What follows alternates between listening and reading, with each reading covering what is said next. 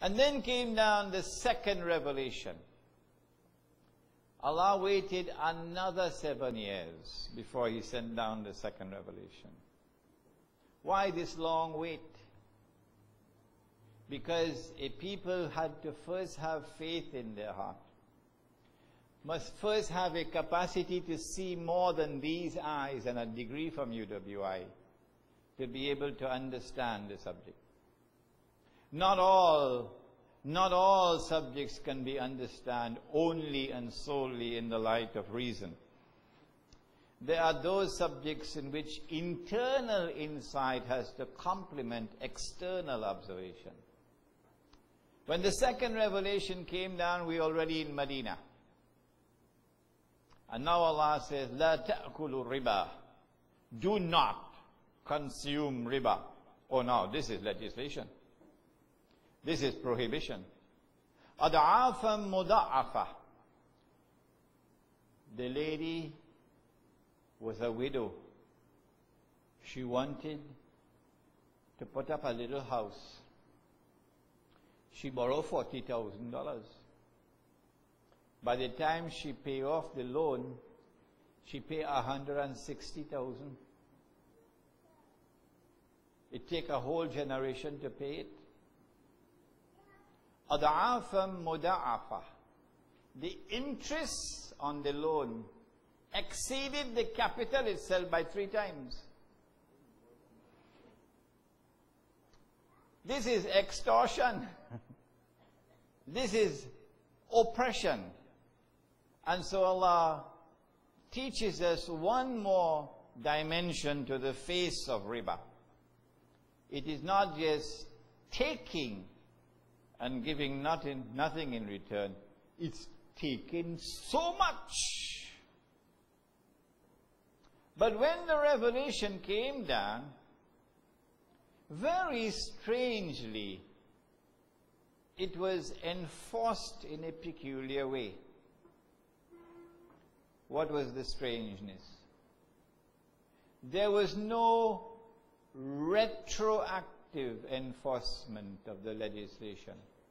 Suppose the legislation come down Sunday morning, and Saturday night I lend money to you on interest, and you sign the agreement Saturday night. That agreement is still valid. This legislation that come down Sunday morning ain't go affect that. But if I lend money to you on Monday, the day after the revelation came down, and you refuse to pay the interest to me, I can't take you to court. Because the court will declare that the agreement is invalid. So there was no retroactive enforcement of the legislation. I wonder why. I don't think there's any scholar in history who has written more beautifully on this particular subject of why no retroactive enforcement than a sheikh, an English sheikh. You know what I'm talking about? An English sheikh who wrote beautifully on the subject of riba. Who was he, Azan? An English sheikh. Shakespeare, correct? Shakespeare, correct. And what was the book? Merchant of Venice is correct. After attending this seminar, and reading this book, now go back and read Merchant of Venice another time. And only now, after studying what the Quran says, you could really appreciate the genius of William Shakespeare. Because what Allah is doing, by not offering any retroactive enforcement of the prohibition, is that He wants to, I don't know whether I should use this expression because I like to eat goat meat. He's trying to separate the sheep from the goats. You eat goat meat? He's trying to separate the sheep from the goats. when Allah has sent down revelation condemning riba, prohibiting it, what He has to do in order to eliminate riba is that He has to corner the money lender. You have to corner him. And after you corner him, you have to marginalize him. And after you've marginalized him and he's lost the public relations battle, then you cut off his head. See the strategy? And so, you have to educate the people, let them understand. And that's what Shakespeare did. Antonio is the Christian. And in those days, the Christians still believed that it was haram to lend money on interest. Oh yes, the whole of Europe. And Antonio, he don't like Shylock at all.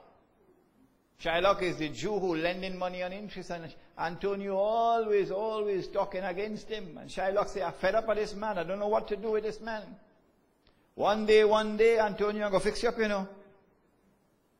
Until one day, Antonio's friend, Bassanio, who is about to get married to Portia. And Bassanio in a fix, he needs some money.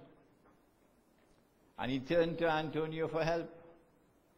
And Antonio, in order to help his friend, he now does what he never wanted to do on his own. He went to Shylock for a loan. Shylock, see Antonio, come in, please. Come into my parlor, said the spider to the fly.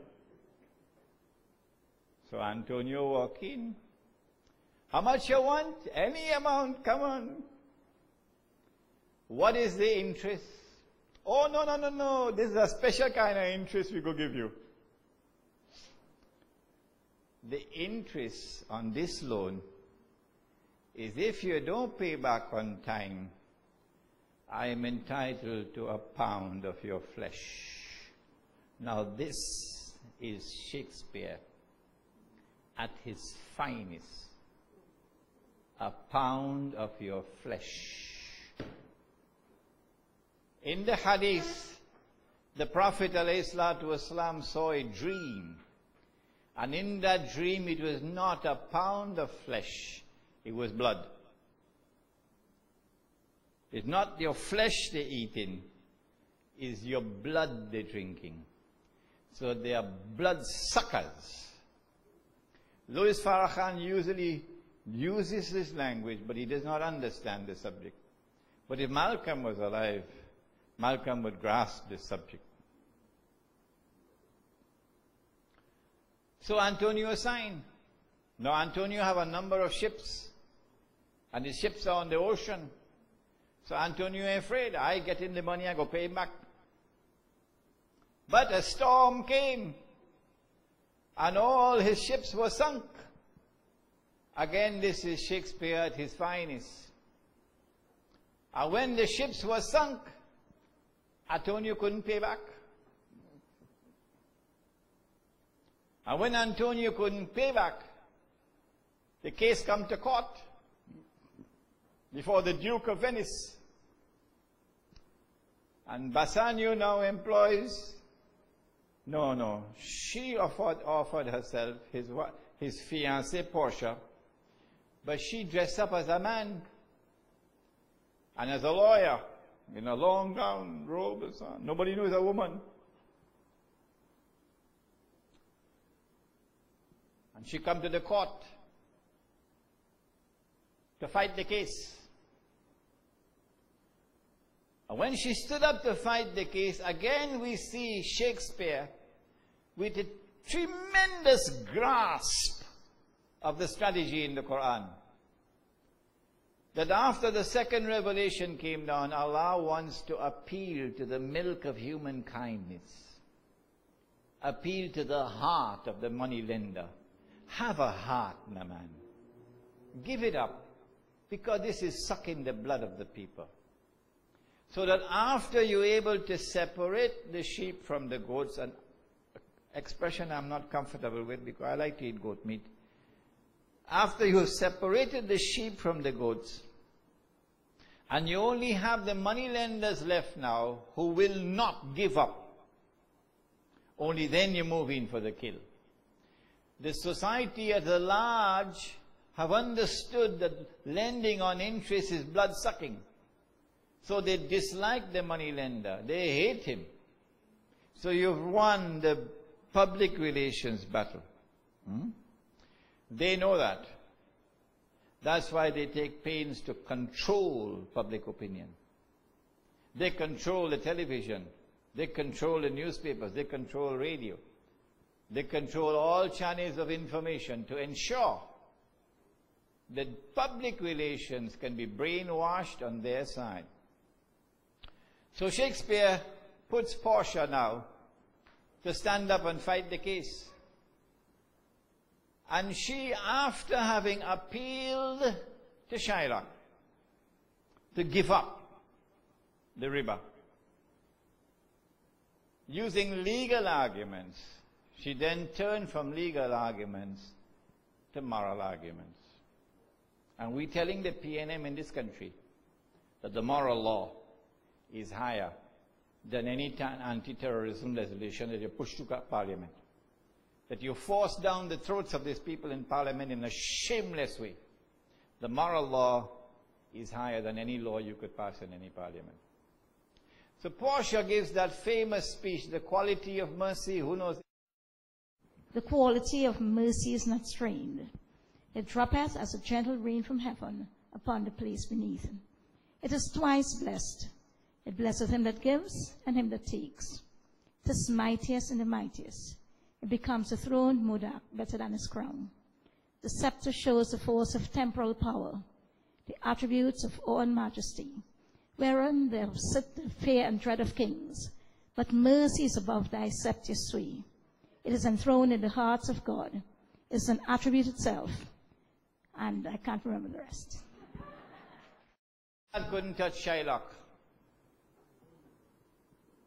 Because Allah says there are some people who have eyes but they can't see. They have ears but they can't hear. They have hearts but they can't understand. They're just like cattle. Their hearts are dead. You could talk from now until thy kingdom coming and make no difference. It's like pouring water on the back of a duck. So this was Shylock. So when everything had failed, she said to Shylock, go ahead. Take your pound of flesh. So Shylock happy. I ain't want to call the name of Republic Bank. I may want to call the name of Clico. You have a knife. You ready? Come on. We want that house vacated. You didn't pay your mortgage. And when you get the house, you sell it a sweetheart deal. You have your people. And as he take the knife now and he's ready to take out a pound of flesh from Antonio. Shylock is the best here. Then Portia say, hold it. Wait. I have this agreement here, but he ain't saying nothing about blood. And the law of Venice is whoever spills one drop of Christian blood will have all his property confiscated. That's the law, eh? Shylock start to shake. The knife almost fall from his hand. How you go take the pound of flesh without spilling a drop of Christian, not just blood, Christian blood? And then Portia say, wait, something else may see in this agreement. The agreement say exactly 1 pound. So when you're cutting, you better make sure it is exactly 1 pound. Because if it is less or it is more, you're in violation of the agreement. The outcome was that the state confiscated all of Shylock's property. This is Shylock at his best. I mean, this is Shakespeare at his best. And this is the reason why